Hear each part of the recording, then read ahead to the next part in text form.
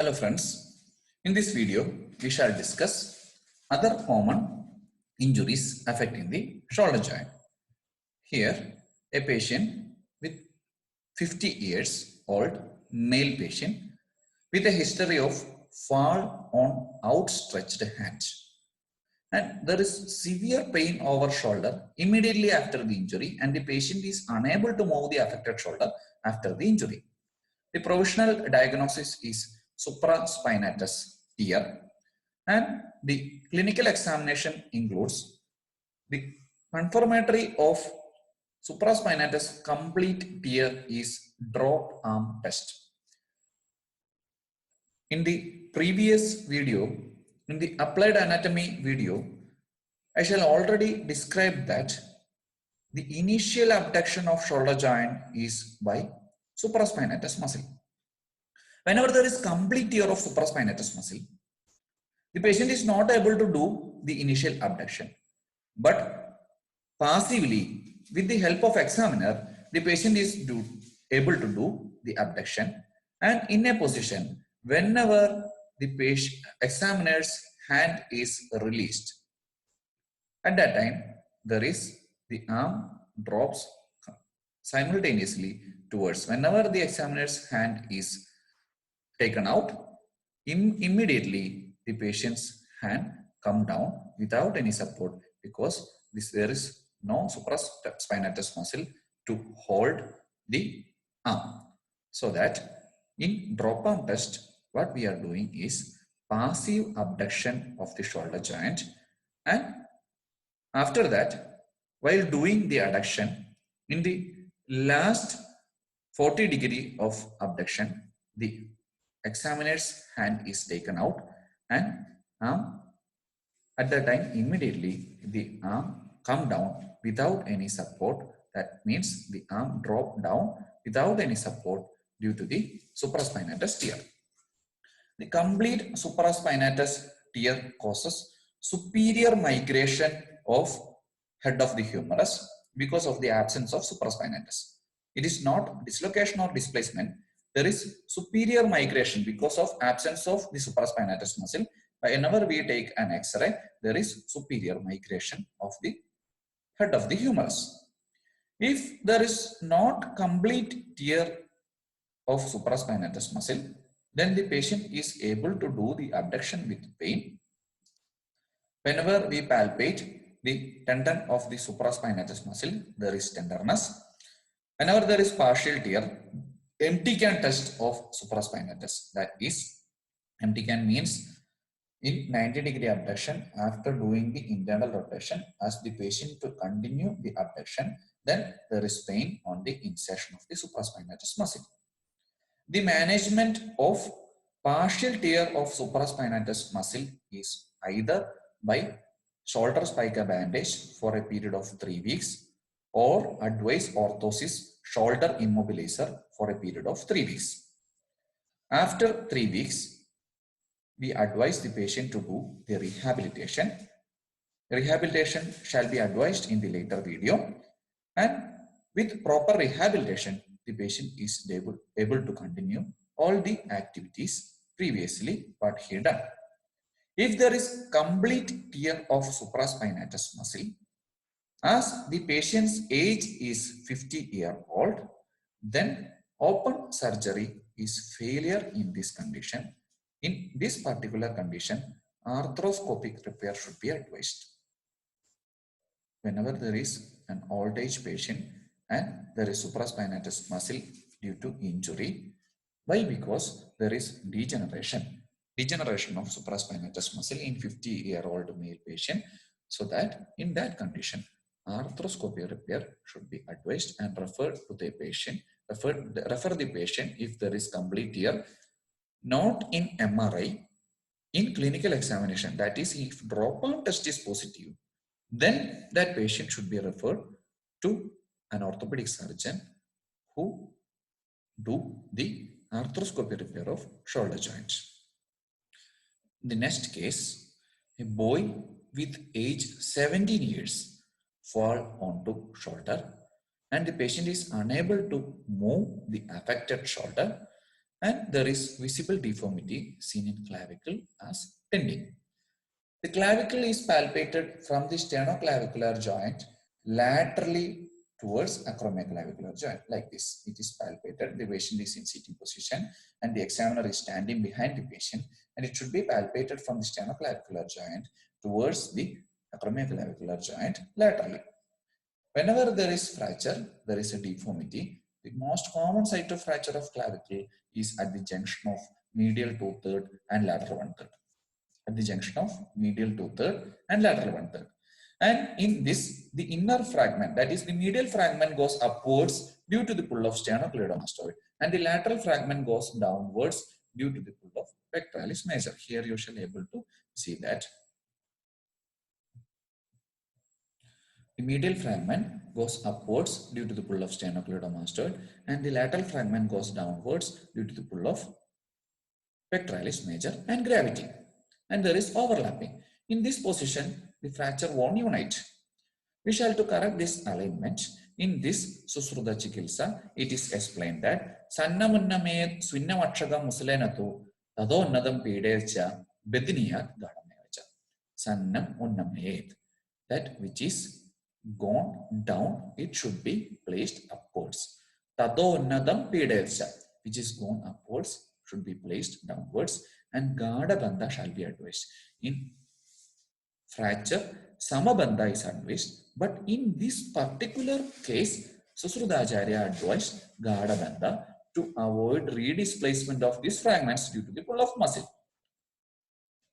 Here, in this clavicle fracture, what we want to do is figure of 8 bandage. This is called clavicle brace. In this figure of 8 bandage, the expansion of chest itself reduces this fracture. Whenever the chest is expanded, then both the fragments get correct apposition. For the healing of fracture, 50% should be apposition. 50% apposition should be done. And this 50% apposition is needed for the fracture healing. And whenever the chest is expanded, then there is correct apposition and alignment, and it should be kept for 3 weeks. The only thing to be kept in mind, it should not be too much tight. Whenever the clavicle brace is too much tight, it causes injury to axillary artery, axillary nerve, and axillary vein. So that please be careful, it is too much tight. And this clavicle brace, which should not be more tight, is advised for a period of 3 weeks for the management of clavicle fracture. And after 3 weeks, the affected shoulder and normal joint should be advised continuous rehabilitation up to the muscle strength should be regained. And this is a case of a male patient aged 27 who fall onto shoulder. He fall onto shoulder. That means the shoulder hit it down, and this patient fell on ground while doing ice skating in a particular mall.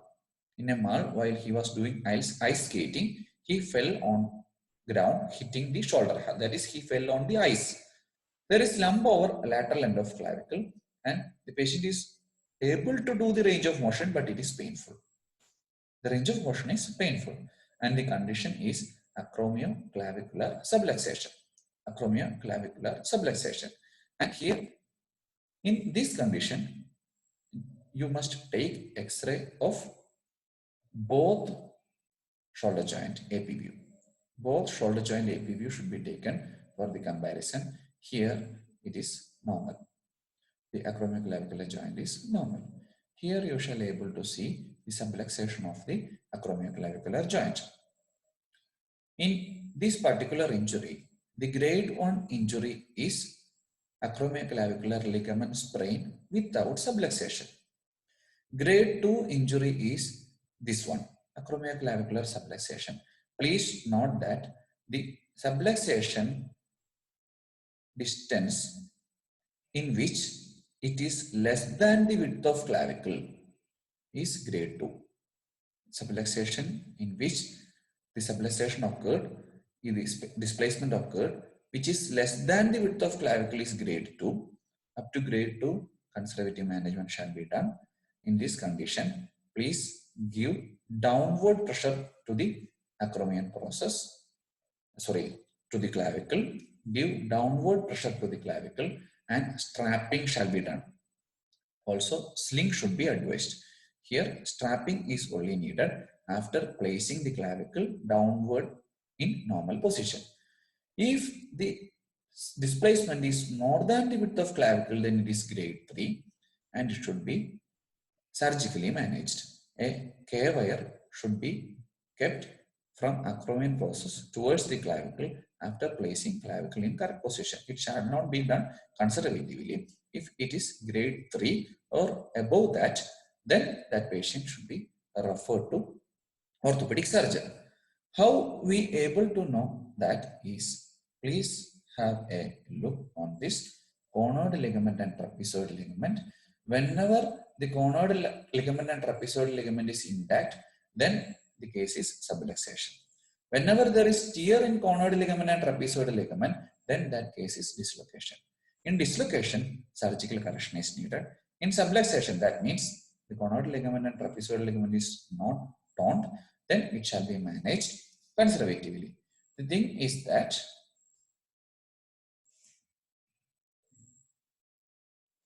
the width of clavicle is more than the displacement, then that condition is subluxation. Another case is neck of humerus fracture, which is very common to old age when that patient falls on the ground hitting the shoulder. In neck of humerus fracture, especially in old age, the advice given by Adams is conservative management, not surgical management. If there is more displacement and the fracture is 3-part fracture, then the condition should be surgically managed. But when the displacement is less, the patient is in old age, then we shall advise a U-slab. U-slab means here POP cast should be advised. It should be bandaged in this position like this on the anterior part of humerus and on the posterior part of humerus like this. This is actually a U-slab, and this U-slab gives a mild traction which helps to reduce the shortening of the humerus also. Whenever there is neck of humerus fracture, there is a chance of shortening, so that this helps in reducing the shortening due to the mild traction given by the U-slab hanging cast. Here you shall able to see the greater tuberosity fracture.